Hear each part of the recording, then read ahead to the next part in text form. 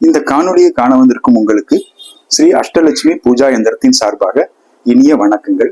வாழ்க வளமுடன். இன்னைக்கு இந்த காணொலியில நம்ம பார்க்க போற விஷயம் என்ன அப்படின்னு கேட்டீங்கன்னா, இந்த யந்திரங்கள் இதனோட அடிப்படை என்ன, இந்த யந்திர வழிபாடு எப்படி நமக்கு பயன் தரும், இந்த யந்திரங்கள் ஏமாற்று வேலையா, மக்களை ஏமாற்றி பணம் புடுங்கிறதுக்கான ஒரு வழிவகை தான் இந்த யந்திரங்களா அப்படின்றத பத்தி நாம கொஞ்சம் பேசலாம். இந்த யந்திரங்கள் எப்படி உருவாகியது அப்படின்றத தெரிஞ்சுக்கிறதுக்கு முன்னாடி நம்மளோட இந்தியாவோட ஆன்மீகத்தின் அடிப்படையை தெரிஞ்சுக்கணும். நம்மளோட ஆன்மீகத்தின் அடிப்படையே என்ன அப்படின்னு கேட்டீங்கன்னா, இயற்கை சார்ந்த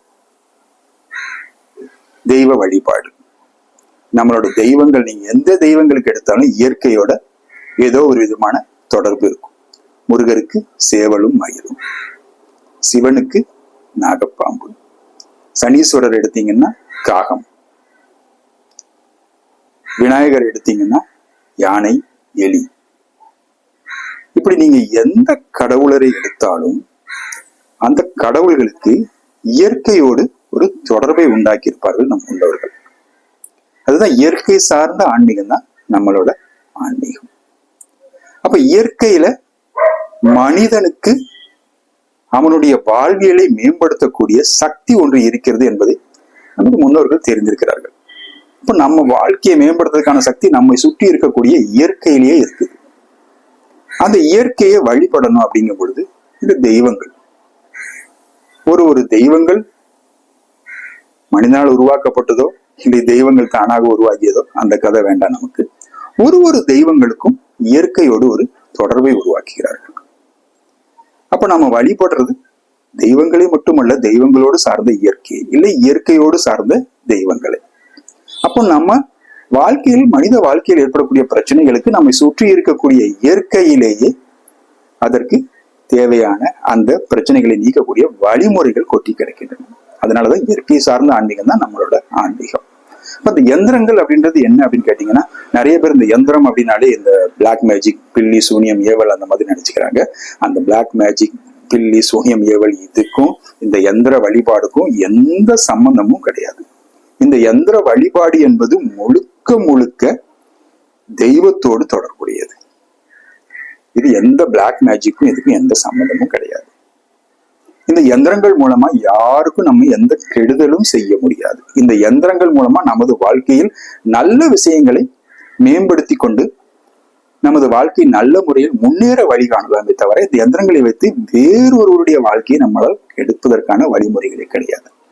இந்த யந்திரங்கள் என்பது ஒரு தெய்வத்திற்கும், இப்ப கோயில்ல பாத்தீங்கன்னா ஒரு விக்கிரகம் வச்சிருக்கிறோம், ஒரு தெய்வங்களுக்கும் வேறு விதமான மந்திரங்கள் தான் நம்ம சொல்லி வழிபடுவாங்க.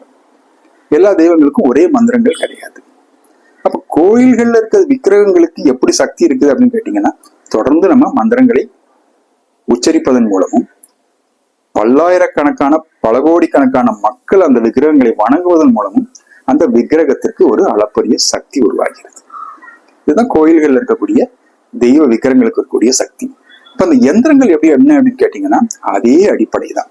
கோயில்கள்ல எப்படி விக்கிரகம் பிரதிஷ்டை பண்ணி நாம அதற்குரிய மந்திரங்களை சொல்லி வழிபடுறோமோ, பல பேர் பலாயிரக்கணக்கான பல கோடி தடவை வழிபடும் போது அந்த விக்கிரகத்துக்கு எப்படி சக்தி ஏற்படுகிறதோ அதே அடிப்படை தான் இந்த யந்திரங்களும்.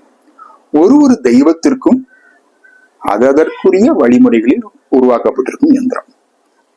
உதாரணமா, ஒருத்தருக்கு சனி திசையினால இல்ல சனி கிரகத்தினால் அவருடைய ஜனன ஜாதகத்தில் பிரச்சனை எனும் பட்சத்தில் நாம சனீஸ்வர சக்கர யந்திரம் நம்ம வச்சு வழிபட போறோம் அப்படின்னா, அந்த சனீஸ்வர சக்கர யந்திரத்துல சனீஸ்வரருக்குரிய மூல மந்திரம், பீஜ மந்திரம், அர்ச்சனை மந்திரம், சனீஸ்வர காயத்ரி மந்திரம், இப்படி எல்லா மந்திரங்களையும் நாம அதுல இடம்பெற செய்வோம். அதுதான் அந்த சனீஸ்வர சக்கர யந்திரம். அப்புறம் அந்த சனீஸ்வர சக்கர யந்திரம் அப்படின்றது கோயில்ல இருக்கக்கூடிய ஒரு சனீஸ்வர விக்கிரகத்துக்கு இணையானது. இப்ப யந்திரம் அப்படின்றது நம்ம வாங்கி சும்மா செவுத்துல மாட்டி வச்சுட்டோம், நம்ம பூஜை ரூம்ல மாட்டி வச்சுட்டா அப்படியே நல்ல விதமா அது நமக்கு வேலை செஞ்சிடும், நம்ம வாழ்க்கையை சூப்பரா முன்னேற்றி கொடுத்துரும் அப்படின்னு அர்த்தம் கிடையாது.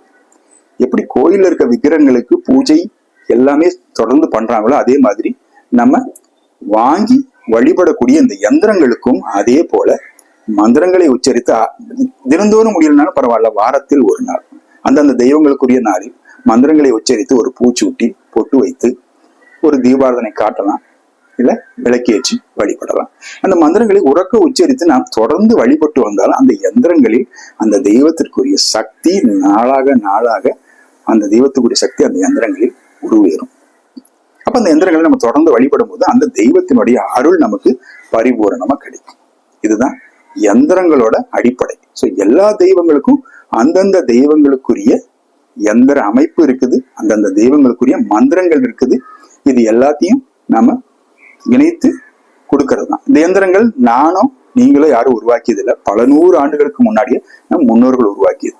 தெய்வத்துக்குரிய மந்திரங்கள் சில 1000 வருடங்களுக்கு முன்னாடியே நம்ம முன்னோர்களால் உருவாக்கப்பட்டது. இப்ப அது போன்ற மந்திரங்கள் எல்லாம் இந்த யந்திர அமைப்புல நம்ம எழுதி அதை நம்ம வீட்டுல பூஜை அறையில வச்சு நம்ம அந்த மந்திரங்களை உச்சரித்து வழிபாடு செஞ்சு வந்தோம் அப்படின்னா கண்டிப்பா நம்ம வாழ்க்கையில் மிகப்பெரிய ஏற்றம் உண்டாகணும். வாழ்க்கையில் இருக்கக்கூடிய தடைகள் நீங்கும், பிரச்சனைகள் நீங்கும். பிரச்சனைகள் இல்லாத மனிதர் இந்த உலகத்தில் யாருமே இருக்க முடியாது. அப்ப அந்த பிரச்சனைகளின் வீரியத்தை குறைப்பதற்கு நாம் தெய்வத்தின் பாதங்களை சரணடையலாம். அப்படி தெய்வத்தின் பாதங்களை சரணடைவதற்கான ஒரு வழிதான் இந்த பூஜா யந்திரங்கள். இதை நம்ம தொடர்ந்து நம்ம வணங்கி வழிபட்டு வரும் பொழுது பிரச்சனைகள் நீங்கும். இது ஒரு பரிகார யந்திரமாகவும் நமக்கு அமையும். இதுதான் யந்திரங்களோட அடிப்படை. இதுதான் இன்றைய காணொலியில நம்ம தெரிஞ்சுக்கிட்ட தகவல். மீண்டும் ஒரு காணொலியில உங்கள் அனைவரையும் சந்திக்கும் வரை ஸ்ரீ அஷ்டலட்சுமி பூஜா யந்திரத்தின் சார்பாக நன்றி கலந்த வணக்கங்களுடன் விடைபெறுகிறோம். நன்றி, வணக்கம், வாழ்க வளமுடன்.